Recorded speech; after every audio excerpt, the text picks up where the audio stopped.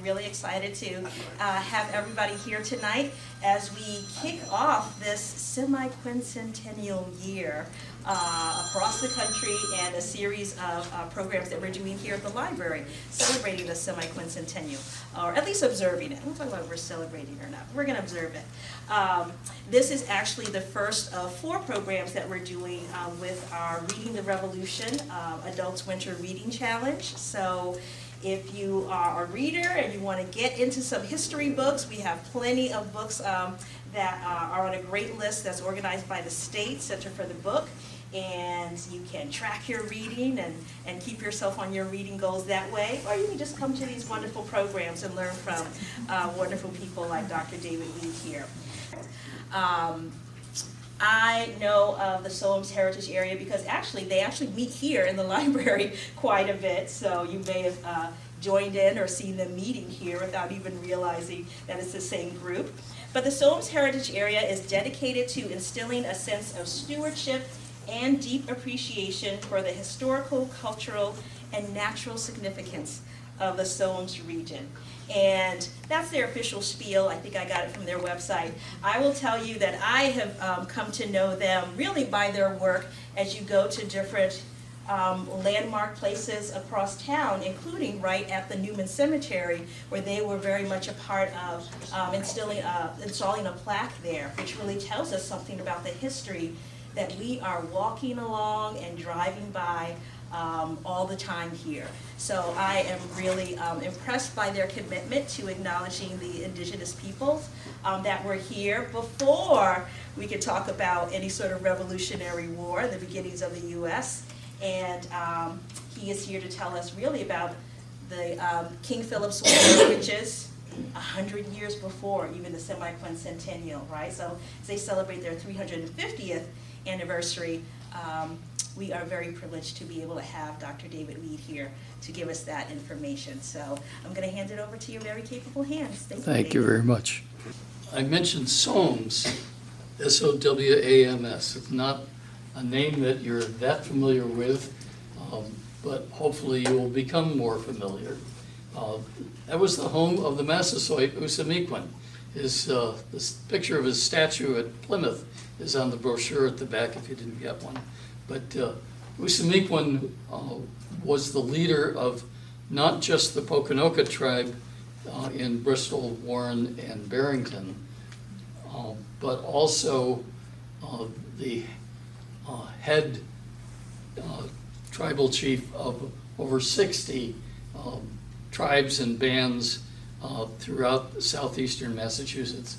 His territory went almost up to the Massachusetts line and out to Plymouth, but didn't extend to the Cape. His leadership was what really changed the universe and made things possible for us. So currently, the Sowams area includes these towns, including Seekonk. Okay? And this area really, though it was 40 miles away from Plymouth, became the area of importance during those first years when the Pilgrims arrived. Even though they were in Plymouth, Usamiquan traveled to Plymouth to find out what was going on, who were these strange people who had arrived, and what did they want. He knew something different was up because they came with women and children. These were not the usual traders or explorers that they had gotten used to seeing for a century before. So they knew something about people from Europe, but this was the first time they saw people who intended to settle. And with that, he kept an eye on them for that first winter. You may recall your history of Plymouth, that winter was terrible. Half of the people on the Mayflower died over that winter. Well, the tribe was keeping tabs on them from a distance to see what was going on. They had heard of a terrible disease which had affected them several years before, between 1616 and 1619, a disease that spread all along the Atlantic coast and killed up to 90% of native people along there. So they had been decimated, and they were very concerned that maybe this group on the Mayflower might bring more disease. So they kept back until March of 1621, when Usamequin decided that it was time to meet with them. He picked the vernal equinox, which is March 21st, 22nd, depending on which calendar you use, okay? Because that was an auspicious time, and brought 60 of his warriors, principally from this area, over to Plymouth, and had a meeting with the governor, and hammered out an agreement. These were people who had lived successfully here and knew a lot about how to farm, how to fish, how to hunt, whereas the English knew very little about that. Okay? These, after all, were people who were not accustomed to survival that they had to do. So they welcomed the help that Usamequin gave them. When they recovered from the Great Dying and no longer feared that they would have that same catastrophe again, they began to form a friendship that was sealed by an agreement, a 6-point agreement. I won't read all the points there, but basically what that agreement says is that we'll protect you, you protect us, we won't do harm to one another. And that mutual alliance stayed in place for almost 50 years until Usamequin's death in 1661.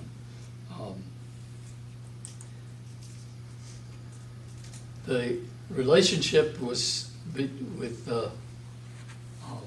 Usamequin and the English was further cemented by a trip that Ed Winslow from the Mayflower came to what we think is Warren and met with Usamequin, who was deathly ill. And people there were afraid that he was going to die. They weren't certain whether that was, he was dying from the same disease that had affected everybody, but they thought the English might be of some help. So Winslow and John Hampden make the 40-mile trek down to Warren and find Usamequin in his Wetu, surrounded by all his friends and relatives there, fearing that he was going to die. If he had died, that agreement would be null and void. And who knows what would have happened after that. But Winslow was able to give him some concoctions that he brought with him, sent for chicken to make chicken soup. It didn't arrive in time, but lo and behold, within a few days, Usamequin recovers. And he says to Winslow, Keen Winslow, we will be friends for life. And he meant it, and he kept that promise. Okay? So within 2 years, you now had not only a written agreement, but an emotional agreement between the leaders there that stayed in place long enough for the English to prosper. Not only did they learn how to raise their own food and fish and hunt, but they also learned all the things necessary for survival in this climate. You recall that the crops that they were planting were planted with fish as fertilizer. Well, that was a skill that was taught by Samoset, but probably taught by the native women, because native men didn't farm. Okay, they hunted. But in any case, the way the English got the story was that Samoset was the one to teach them. So with those skills and their abilities, their population began to increase. And you can see over the years that the English population greatly expanded, while at the same time, the native population was going down. Why? Well, first of all, disease again. There were more outbreaks. In 1632, there was a major smallpox epidemic that wiped out about a quarter of the native population.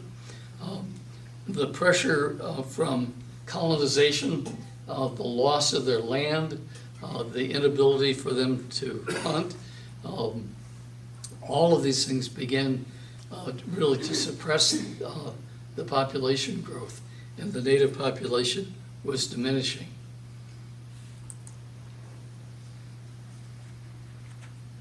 The natives were surrounded by English. You may recognize this as Bristol, the peninsula, okay? We're up here in Seekonk, okay?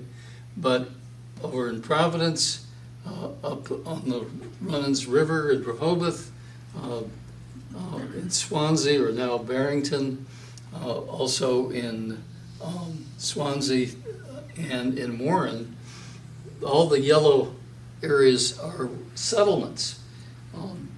In 1653, the Massasoit and his eldest son, Wamsutta, sold this whole area from the Taunton River over to what we call the Seekonk River, or the Providence River, which was the Sowams River at the time, was sold to the English. Well, what did selling land mean? And that's always the question. They didn't have a notion of private property. They didn't fence things. They didn't keep animals domestically for food. What you ended up with is a total misunderstanding of what it means to have land. And it became a source of a great deal of conflict, much of which was adjudicated through the courts, but the courts were run by the English. In time, it became clear to the native people that they were not getting the respect that they should have, and they were less and less able to live life the way they wanted to. Meanwhile, the English population was growing, and different settlements were in effect surrounding their only territory. By 1670 or so, all of the Poconokeets were living on the Bristol Peninsula. They were in effect surrounded by English settlements. In some respects, that was a strategy because the Narragansetts on the other side of the bay wanted to move into their land. So by selling settlements to the English, the Narragansetts were less likely to move in, and in fact, if they tried through warfare to come in, they would first encounter the English resistance. So encroachment and disease really began to decimate the population there. A lot of English territory was overtaken with animals.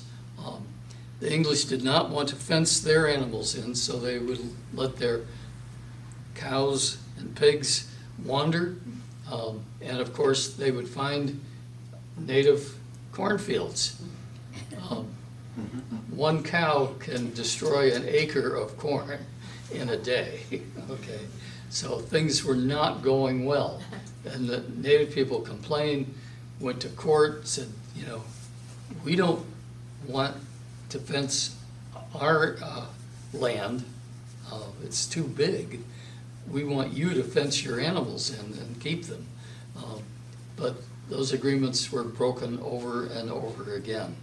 So in time, things were deteriorating in terms of what was initially a positive, friendly relationship, and it began more and more to change.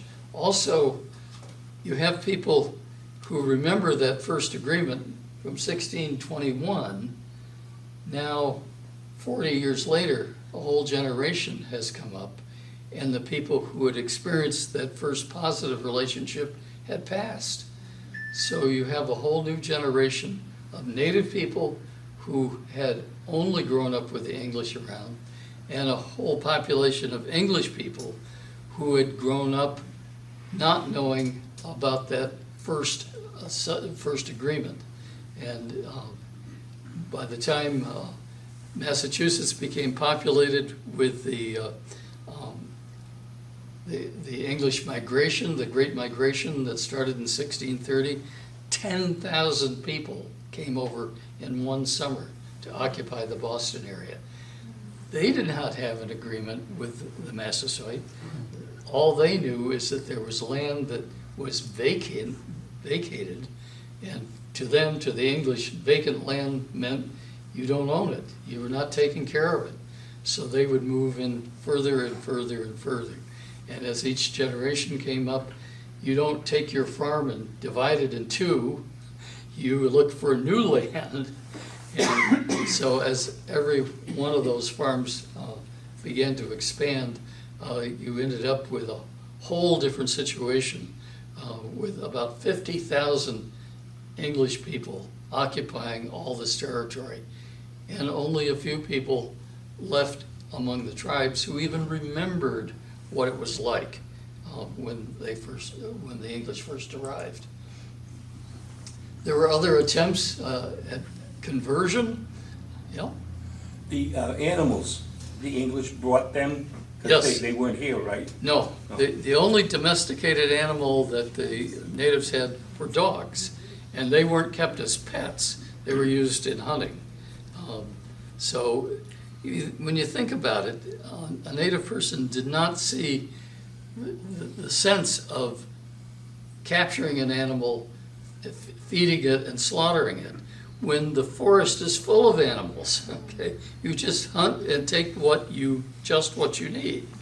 Whereas the English whole idea was create your own food supply, and maintain it, which was always difficult because if you build a house and establish a farm, you have to bring all the resources to that farm. Any of you who have a second home out in the woods somewhere, you know what happens after a few years. You run out of wood. Okay. And if you hunt, you run out of animals to hunt.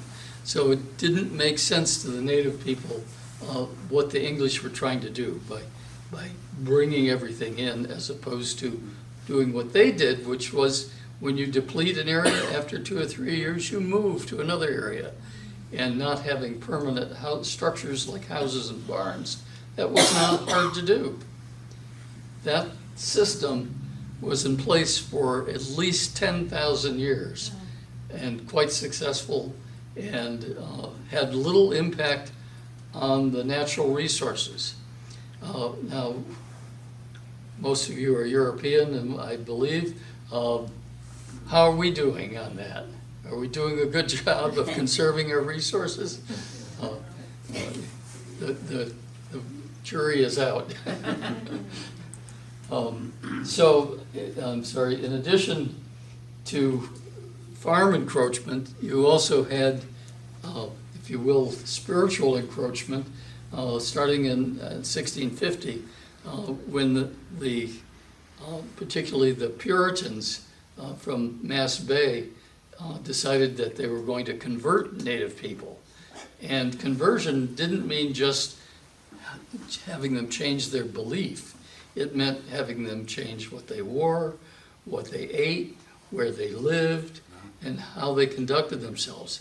It also said that men should be working in the fields, doing farming, and women should be where? In the home, right?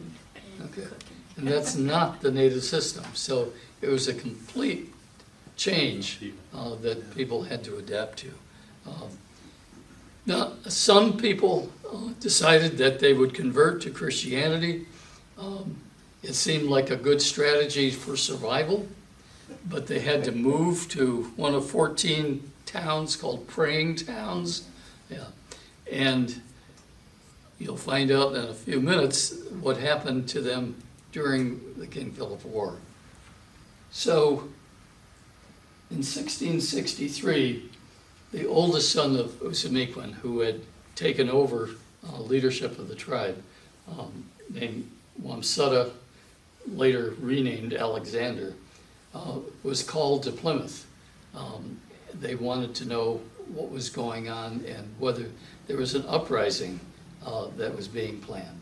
He denied that there was, but on his way back to Sowams, he mysteriously becomes ill and dies. This is a 42-year-old man who was in perfect health.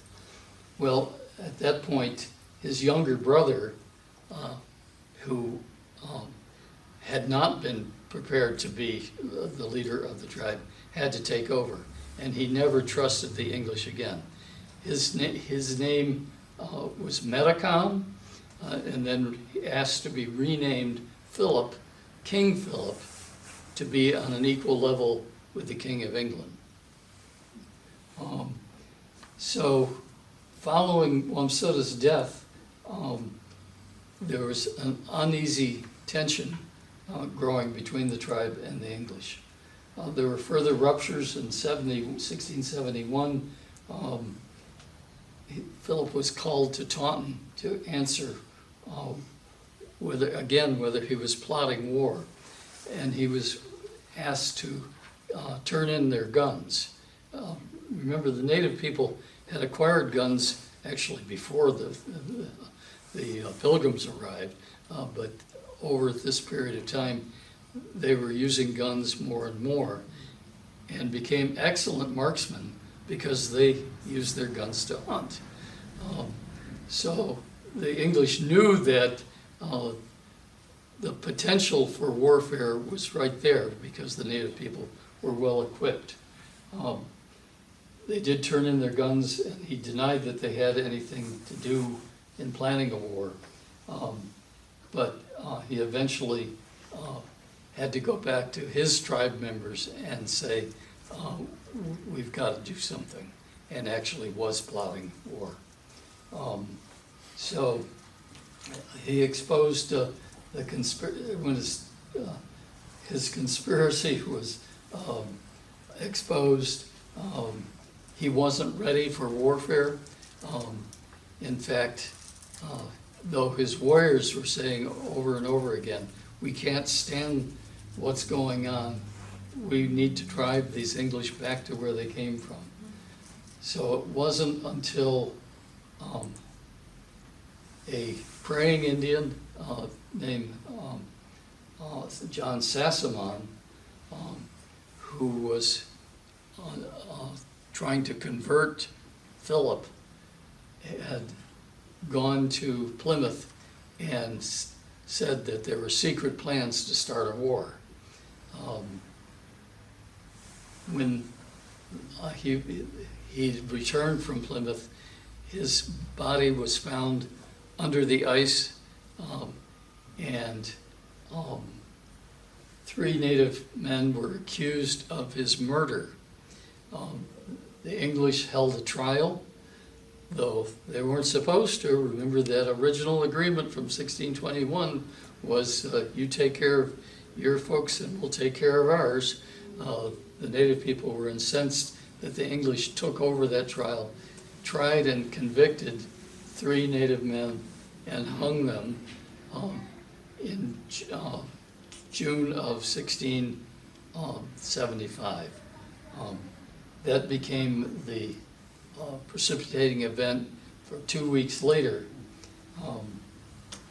following a meeting that Philip had with the lieutenant governor, deputy governor of Rhode Island, John Easton, who was a Quaker and knew that war was likely. They had a meeting under what today is the Mount Hope Bridge. There was no bridge there then, but that's where the meeting took place. And Philip read them a long list of complaints about the English. Easton took that back to Plymouth, and they paid no attention to it. So, there was an opportunity there to avert war, but his words fell on deaf ears.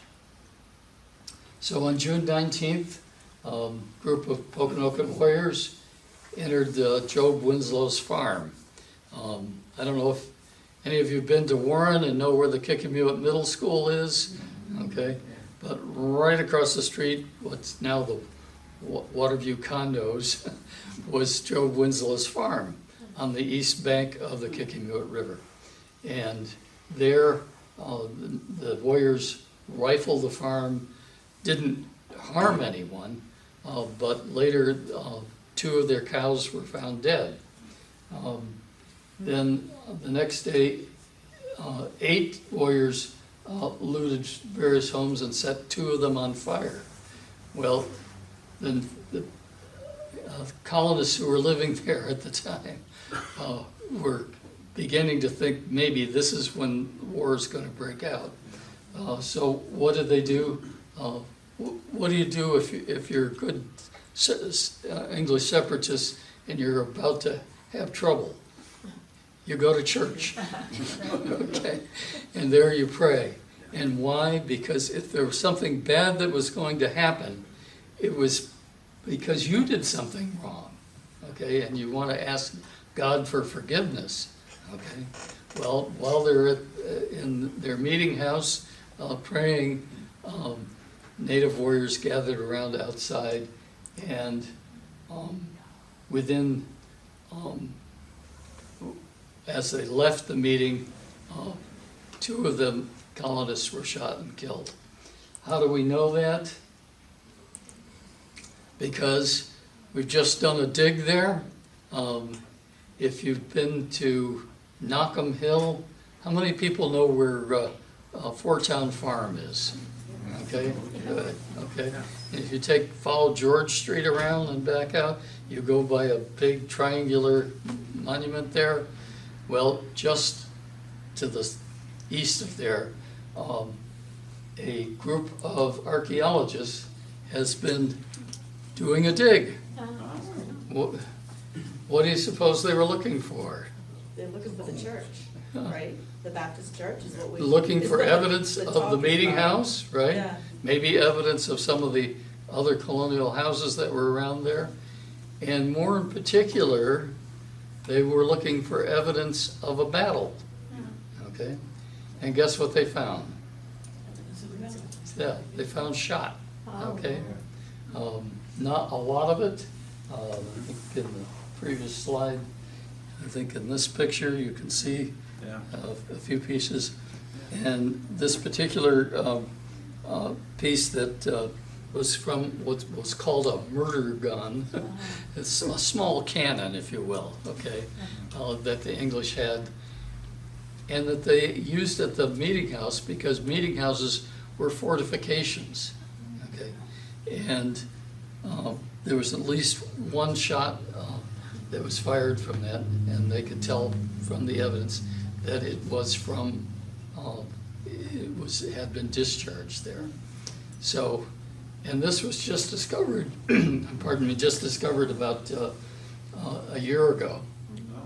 Okay, so all this time, that evidence sat under the ground there, and not until the town of Barrington arranged for a project were they able to find the evidence of that battle. So we know what happened, and we know where it happened. We need to find out even more in terms of what was going on there. But here we are 350 years later, and we're still digging stuff out. And this is Steve Venuti, who from the Barrington Preservation Society, who has been leading the efforts there, along with an archaeological team from Connecticut.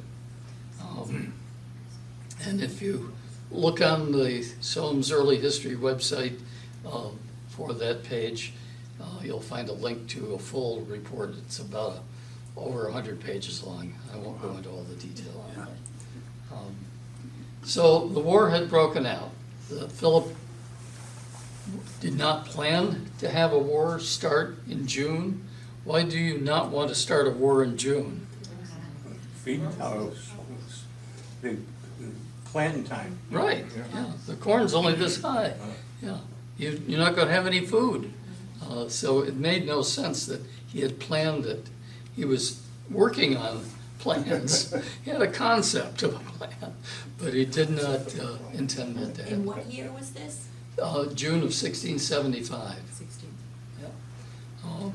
So the war had broken out largely because of the warriors and their frustration with the English. And because of the battle, if you will, the small battle skirmish at the meeting house, the authorities in Taunton, Bridgewater, and Boston were notified. And over 300 troops eventually came down to the garrison house that was occupied by Reverend John Miles, who was the pastor of the meeting. It's a Baptist meeting. It's the first Baptist church in Massachusetts at that site. So how they got 300 troops into a small garrison house, I have no idea. I assume it meant that they were in the field surrounding it. But they were prepared for battle, and as they attempted to cross the bridge, and you can still go across the bridge there, it's the Bungtown Bridge, if you're familiar with that. Yeah. Okay. The Miles Bridge there. This is the fourth bridge that's been there. But they were, native warriors were shooting at them, making it difficult for them to cross. Eventually they got over. Remember, the English form of warfare was you line up in an open field and prepare and fire a volley of shots. Native people knew that. That's not going to work. They would hide behind the trees and in the fields and pick off the English as they went by. And that's exactly what happened. They were able to get most of the troops on the road. If you follow that path, it eventually leads you back to Route 6. And then if you used to be able to take Old Baptist Road down, but Metacom, Route 136, that goes down to Bristol, was the route then. So you're on the route that the troops took, chasing Philip, knowing that he was likely to be at his settlement at Mount Hope in today's Bristol. So off they went, and as they did, this is not the actual garrison itself. It's a building that was built there. The original garrison may have been made of stone. We don't know a lot about it, but we do know the location, and it's marked by a large boulder there with a brass inscription of the men who died at that location. A side note, Hugh Cole was one of the early settlers in what was Swansea then, is now Warren, was warned by Philip that war was likely to break out. So he was able to get out of his house, which was on what we call the Cole River now, a name for Hugh Cole. And as his family rode down the bay to Portsmouth, they watched their house burn. If you want to, the apocryphal story is that Philip pulled a chair out of the house and sat in front of the house and watched it burn. The chair is now at the Museum of Fine Arts in Boston, but a replica is on Route 6 at the Martin House on Route 6. So if you go on a tour there, they're open in the summer on Sunday afternoon. They will have a replica chair that Philip sat in, not the real one. So across the bridge they go down Route 6 and attempt to follow Philip. one of the men at the garrison decided to go seek medical help. He was William Cahoon. Anybody know the Cahoons? Yeah, I know. Sometimes you run into them. Okay. He was a Scottish bricklayer, and he was working for the town of Swansea, but he was shot and his body buried, but no one was able to find it afterwards. So they did a ceremony at the Palmer River Cemetery in Rehoboth in 2001 to commemorate his loss there. You could still, by the way, you can find bricks that they made in the brickyard there at Johannes Farm. Sometimes they do tours there, you have to go with a group. But there's a stream there and a pond where they used to make bricks, and there are hundreds of bricks still lying in the stream. So if you want a Cahoon brick, there's your opportunity. So the forces began the search for Philip as they went down along Route 136, today's Route 136. They found farms ablaze, Bibles with pages ripped out, and the heads of some of the colonists placed on pikes as a warning, don't come here. So Philip did get away because he was no fool. He was not going to sit and wait for the English troops to arrive at Mount Hope. So he and his warriors and families escaped across the river where the Mount Hope Bridge is, where they would have machoons or dugout canoes that would get them across. And he was able to escape over to Tiverton and hide in the swamps there. Well, Benjamin Church and his group decided they would follow him, but when the troops got to the swamps in Tiverton, they said, no way, we're not going through this. Why don't English troops like going through swamps? They can't march in rows. What's Get that? dirty. They can't march in rows. They can't march in rows, right? And they got fancy uniforms. And what are you wearing if you're British? Yeah, fancy. Yeah, and you've got leather boots, okay? Doesn't work in a swamp. Your boots fill up with water and you're in trouble. So they decided to go back to Mount Hope, camped there for a few weeks, and even started to build a small fortress there. Made no sense whatsoever, but it gave Philip plenty of time to escape, essentially back over the Taunton River and up through Rhode Island into central Massachusetts. And there he was able to enlist other troops, particularly the Nipmucks, who are in central Massachusetts, who were very friendly with Philip, and they had the same kinds of grievances. So it didn't take much once the war started for them to participate as well. So he escaped, and then Major Savage, I love that name, if you could, was unable to capture Philip, and he got away. I will not go into all the detail about this 14-month war, but you get an idea from this map of how many battles there were and the course that took them all the way out as far as New York State and Vermont, okay? This is a wide-ranging war with lots of villages that were destroyed or burned or attacked. So for the first few months, it looked like Philip would be successful in driving the English. But they were, as the English began to adopt the native ways of war, they were able to make some progress in that.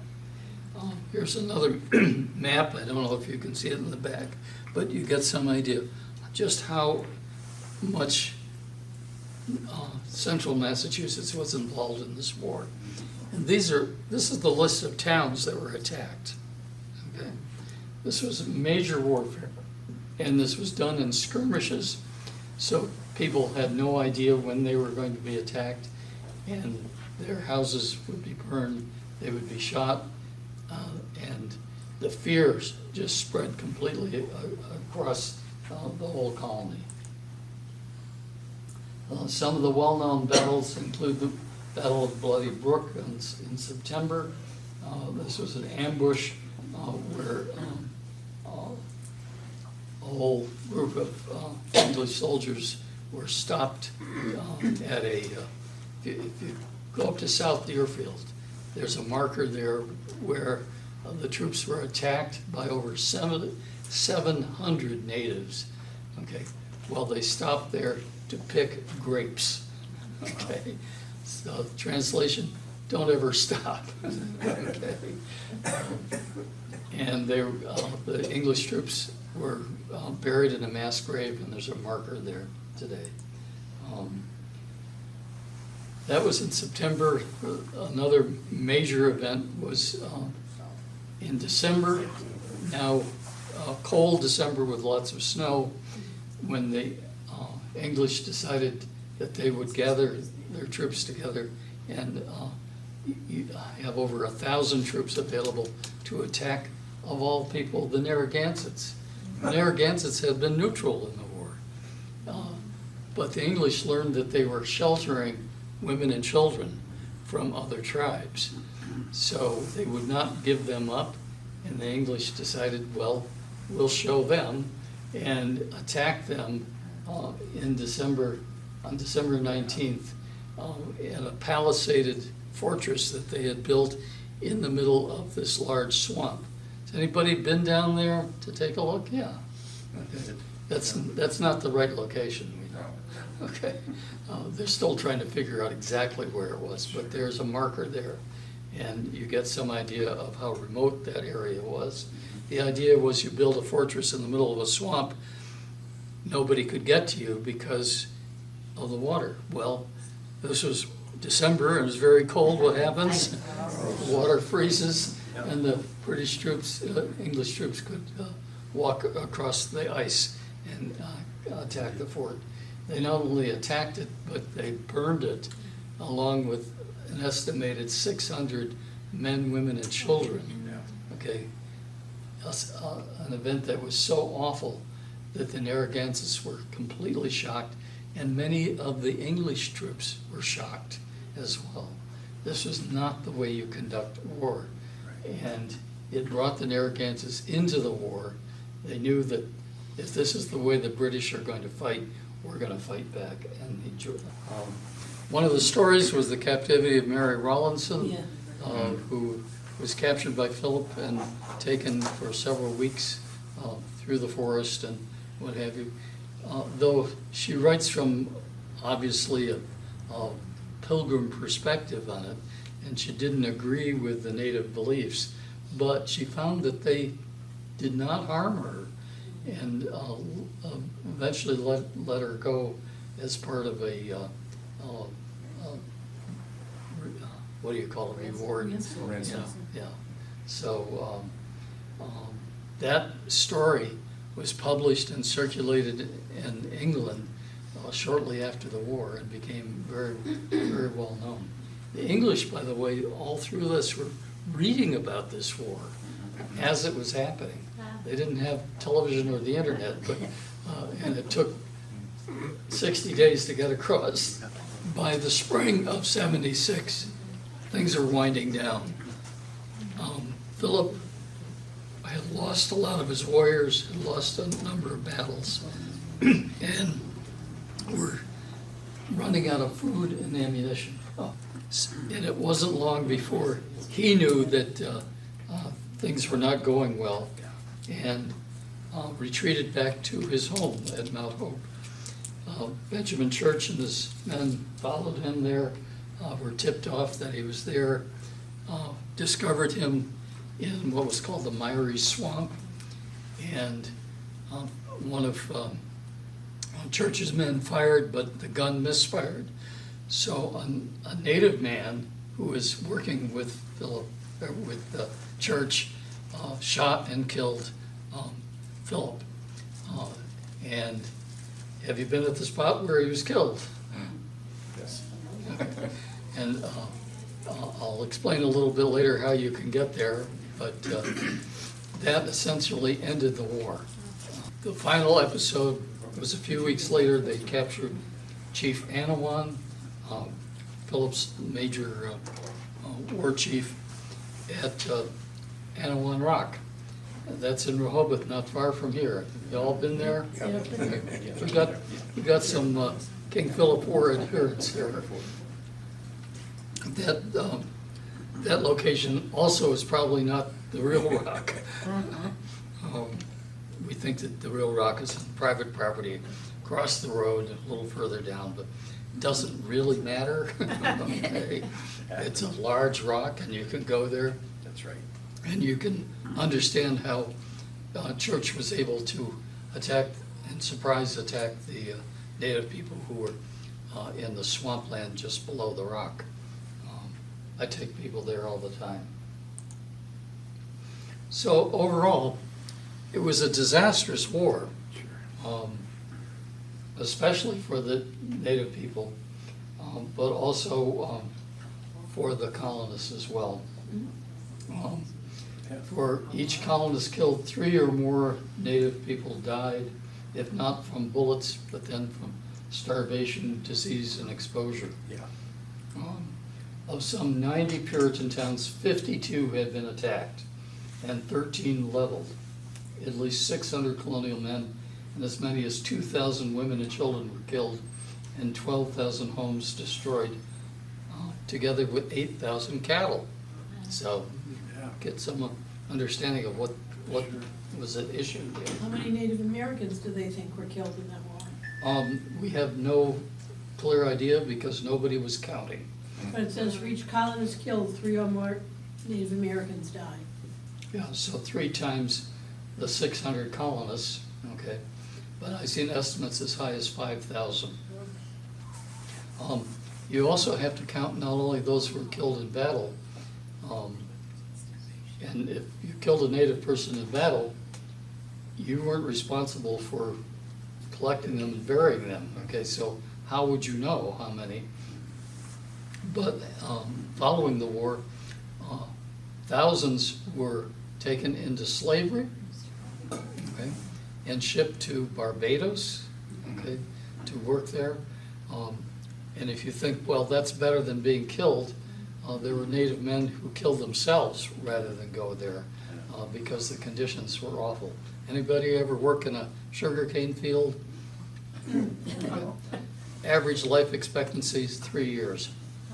Okay, well, here you have a machete and you're chopping away, and next thing you know, you hit your foot and it gets infected and you die. The sense for the longest time in the last century was that the Pokanoket had all disappeared. Well, they haven't.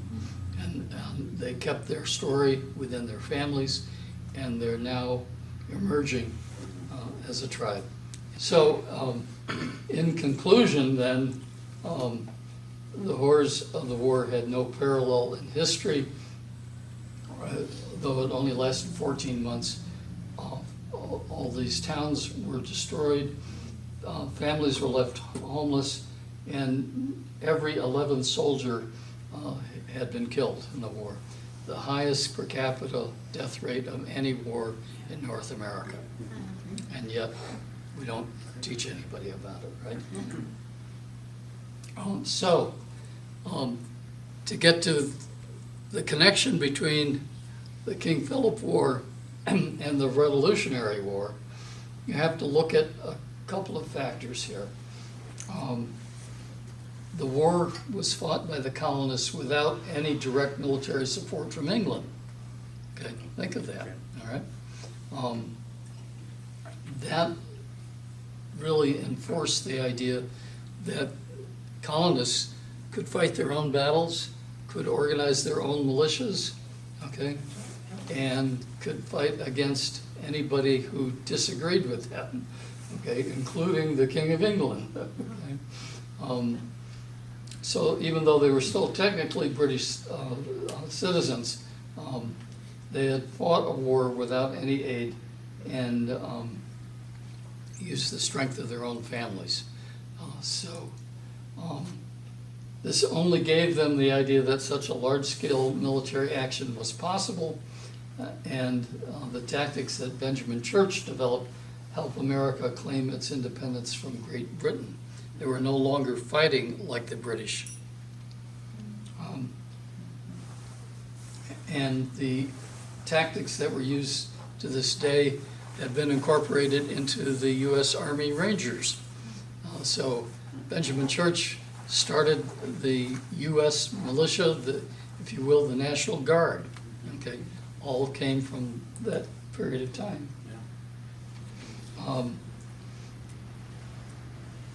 More than half of the English settlements were attacked, but the King of England responded by tightening the reins here. He thought, well, I'm not going to let these colonists do what they want. Look at what happened. They got themselves into a war and almost lost all of New England. So he nullified all of the different charters for all these colonies. So now the colonists were more subject to the king and his desires at that point. What happens when you're led by a king who doesn't like you? Got any ideas? So the war effectively ended Native American resistance in New England. And the westward expansion, because they were no longer, colonists no longer were encountering native people, were able to expand. So the land grab, really, the whole movement all the way to the West Coast, it really led to a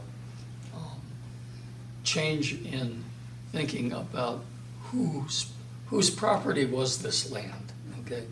Now, it took 100 years for that to spin out, but eventually the westward expansion took in all native tribes.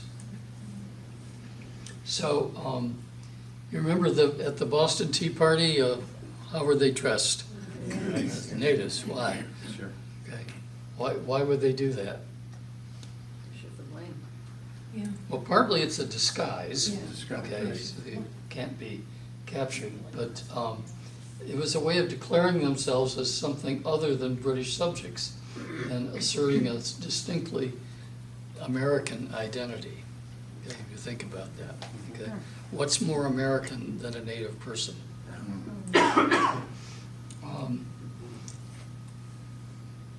Just before the outbreak of the Revolutionary War, Benjamin Church's book was republished, became very popular at that point in time. Also, William Hubbard's book about the war was brought up, this is 100 years later, republished and circulated. People really liked what the King Philip War said about this new emerging nation. Okay? So, in essence, the King Philip War was an important early step in the evolution of the American colonies. Of course, there was the 7 Years' War, French and Indian War, Queen Anne's War, a number of wars, but ultimately what was happening was that the colonial forces were becoming more organized and more certain of their capacity to govern themselves. And that is one of the chief legacies, not of King Philip's War per se, but of the outcome of the war. So Native Americans joined, some with the British, but others against the British as well. And they saw it as an opportunity perhaps to get their land back, perhaps to get the British government out of their hair, and maybe begin to govern themselves.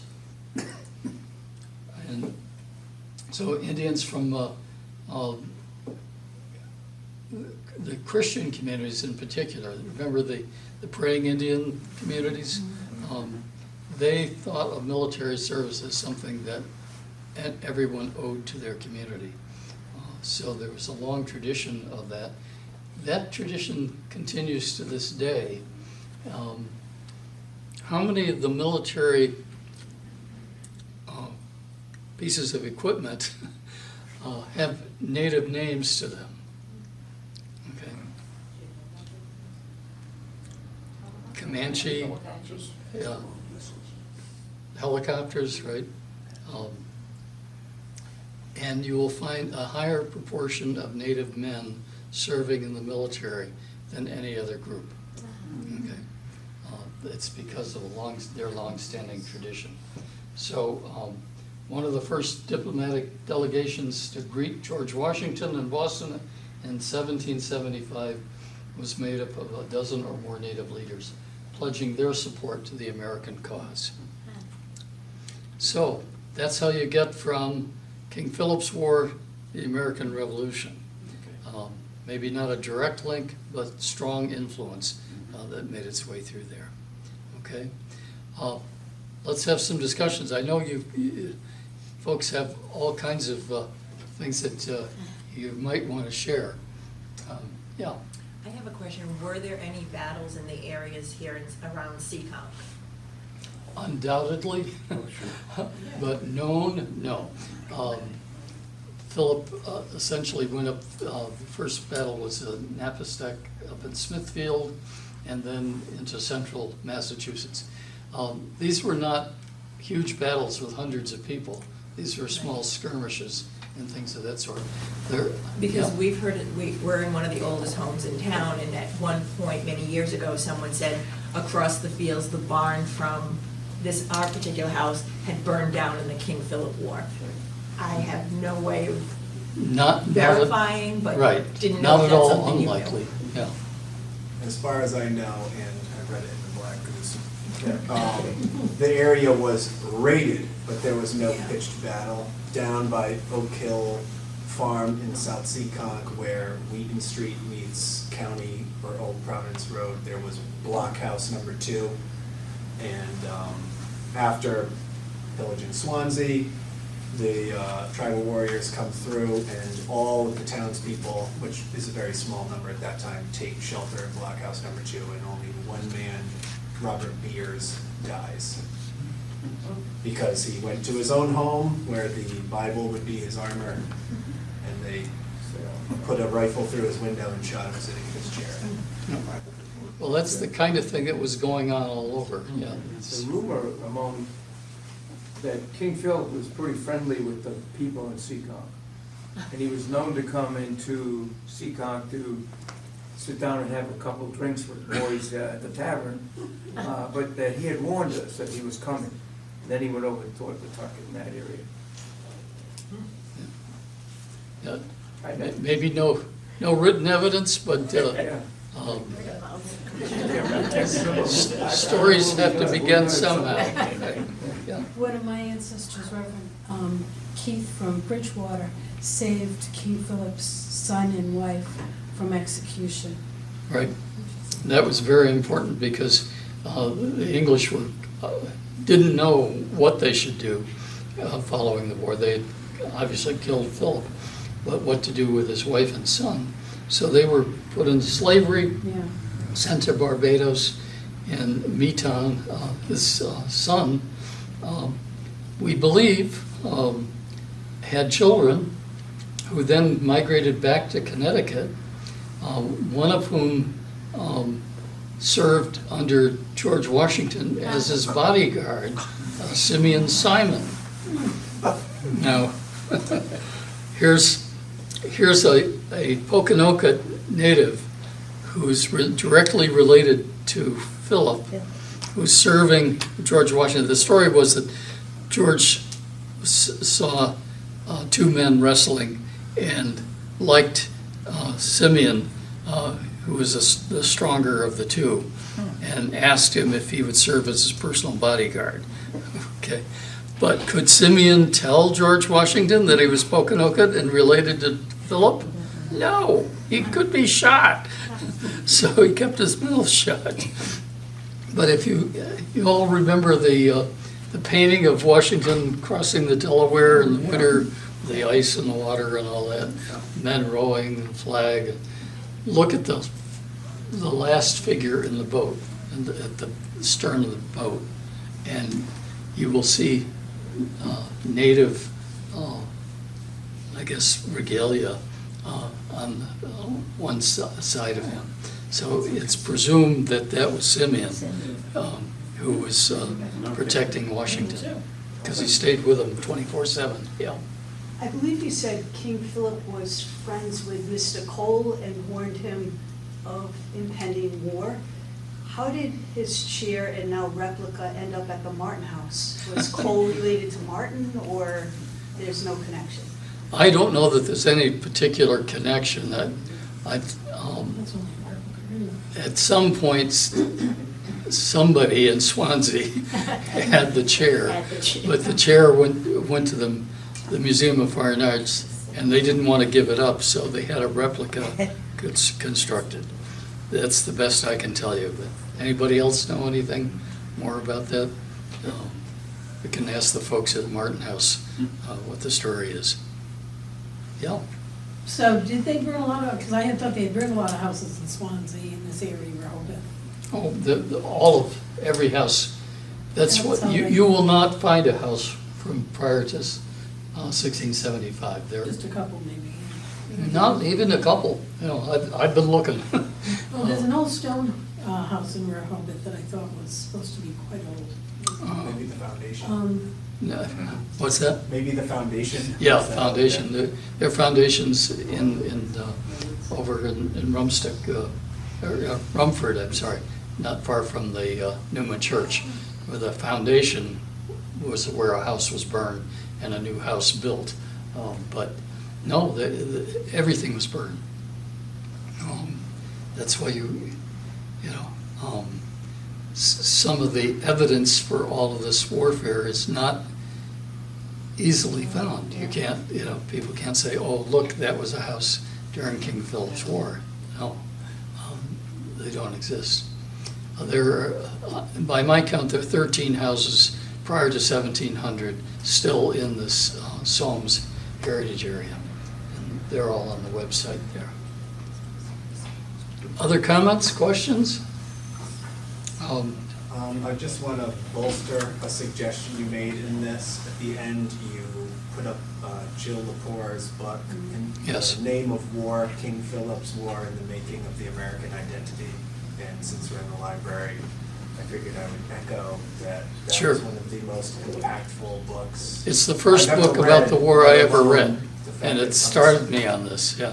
I would follow up on the Philbrick one, the Mayflower. Well, if you want to read just a good narrative about the war, Lepore doesn't really write about the war incident by incident.